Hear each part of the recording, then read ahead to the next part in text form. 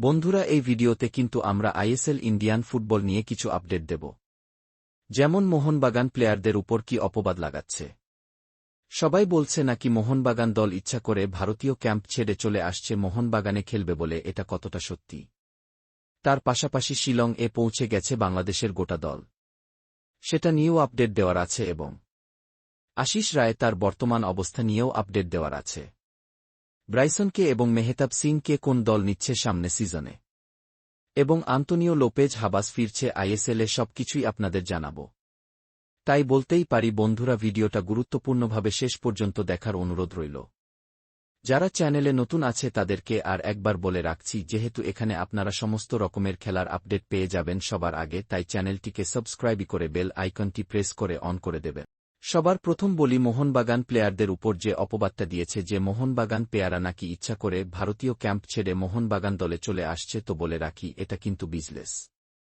কারণ বলে রাখি, মোহনবাগান দল থেকে 6টা প্লেয়ার সিলেক্ট হয়েছিল, তাদের মধ্যে আনফরচুনেটলি ভাবে মনবীর সিং, আশিস রায় তারা কিন্তু বেরিয়ে গেছে। এখনও কিন্তু ভারতীয় স্কোটে মোহনবাগানের 4টি প্লেয়ার আছে। মোহনবাগান ম্যানেজমেন্ট যদি এটাই দাবি থাকত তাহলে 2 নয় 6টা প্লেয়ার এভাবে বার করে নিত। আর শুধু মোহনবাগান প্লেয়ারদের উপরে অপবাদ কেন লাগে? ছানতে ও তো বেরিয়ে গেছে, চোটের কারণে ব্র্যান্ডন বেরিয়ে গেছে, তাদের কেউ বলুক তাহলে তারা যে বেরিয়ে যাচ্ছে তাহলে ইচ্ছা করেই করছে। তো বলে রাখি, অনেকে আবার এটাও বলছি যে মানবীর সিং তো আবার মোহনবাগানের জার্সি পরে প্র্যাকটিসে আসছে। তো ভাই, প্র্যাকটিসে আসাটা আলাদা কথা। অনেকেই তো মোহনবাগানে জার্সি করে মনবাগানে প্র্যাকটিস দেখতে চাই, তাহলে কি তারা মোহনবাগানের প্র্যাকটিস করতে যায়? হয়তো মানবীর সিং প্র্যাকটিসে বসে আছে কিন্তু তিনি প্র্যাকটিস করছেন না। এখন মানবীর সিং রিহ্যাব ও চালু করেনি। মানবীরের রিপোর্টটা দেখে কত কি লাগবে সেটা ডিসকাশন হবে। তারপর মানবীরের রিহ্যাব কবে হবে সেটা দেখা হবে। অর্থাৎ মানবীর প্র্যাকটিস জার্সি পরে এলেও তিনি রিহ্যাব ও করছেন না। তো আজিজ ভাইকে নিয়ে অনেকে বলছেন, যারা মোহনবাগানের প্র্যাকটিস ফুটেজ ভালোভাবে দেখবেন তারা বুঝে যাবেন যে আশিস রায় সাইড লাইনে রিহ্যাব করছেন, তিনি এখনও প্র্যাকটিস শুরু করেননি। যে কথাবার্তা যারা ছড়িয়েছিল, আশা করি এই ভিডিওটা দেখলে তাদের কনফিউশন দূর হয়ে যাবে।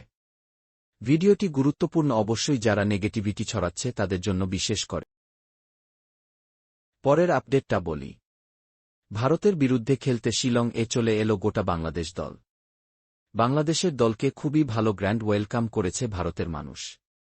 হামজা চৌধুরী এসে কিন্তু ফ্যান ক্যামেরাড হয়ে গিয়েছিলেন। সবাই হামজা চৌধুরীর সাথে ছবি তুলছিল। অবশ্যই হামজা চৌধুরী কিন্তু একটা ভালো প্লেয়ার, ইপিএলে ভালো ক্লাবে খেলেছে, এখন দ্বিতীয় ডিভিশন খেলছে, তাও ভালো প্লেয়ার। তো হামজা কিন্তু প্রথম দিন এসেই ফ্যান ফেভারিট হয়ে গেছে শিলং এ। অর্থাৎ আজ 21 তারিখ খেলা, আর খেলা 25 তারিখ, 4 দিন ধরে প্র্যাকটিস করবে বাংলাদেশ দল। ভারতের আবহাওয়াতে শিলং এর আবহাওয়াতে নিজেদের মানিয়ে নেবে। অর্থাৎ বাংলাদেশ কিন্তু এই ম্যাচটা হালকাভাবে নেবে না। আমি যেটা বলেছিলাম, আবহাওয়া একটা ইস্যু হতে পারে।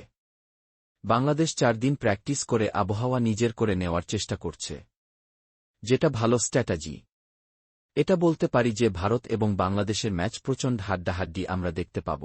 পরের আপডেটটা দিই, ব্রাইসন ফার্নান্ডেজকে কি সত্যি নেবে মোহনবাগান?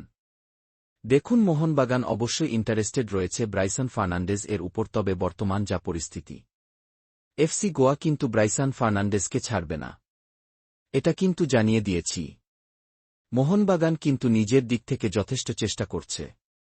বর্তমান পরিস্থিতিতে দাঁড়িয়ে মনে হচ্ছে ব্রাইসন ফার্নান্ডেজ কিন্তু এফসি গোয়াতেই থাকবেন, তিনি কিন্তু মোহনবাগান দলে আসবে না। তো এটা কিন্তু এই মুহূর্তে দাঁড়িয়ে মনে হচ্ছে, ভবিষ্যতে কি হবে সেটা পরের কথা। মোহনবাগান কিন্তু ব্রাইসনের জন্য ইন্টারেস্ট দেখিয়েছে, কিন্তু এফসি গোয়া। তো এবার বলি, মেহতাব সিংকে কি মোহনবাগান সত্যিই নেবে? কারণ মেহতাব সিংকে নেওয়াটা খুবই ডিফিকাল্ট। কারণ মেহতাব সিং প্রচুর স্যালারি সার্চ করেছে, প্রায় 2 থেকে 2.5 কোটি টাকা স্যালারি চেয়েছে মেহতাব সিং। এই মুহূর্তে হয়তো মেয়ে তাদের জন্য অত টাকা খরচ করতে মোহনবাগান রাজি নয়। মেয়েটা ভালো প্লেয়ার, এতে এক ফোঁটাও সন্দেহ নেই। তবে মেহতাবের থেকে আমি এখনও সাজির দিকেই যাব।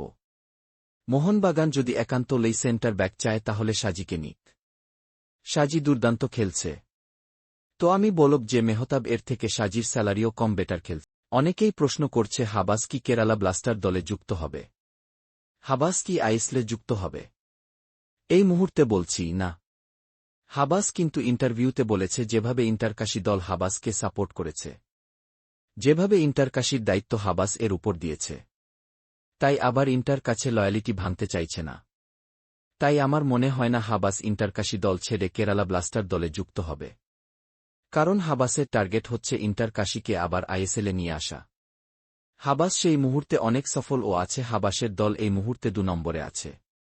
হঠাৎ হাবাস নিজে চেষ্টা করবেন তার দল নিয়ে আইএসএলে আসার। তাই ইন্টারকাশি দল যেভাবে তাকে দায়িত্ব দিয়েছে তিনি ওই দলেই থাকবে।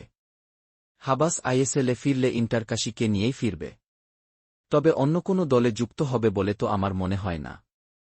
আজকের ভিডিওতে তাই বলার ছিল, আশা করি সমস্তটাই আপনারা বুঝেছেন।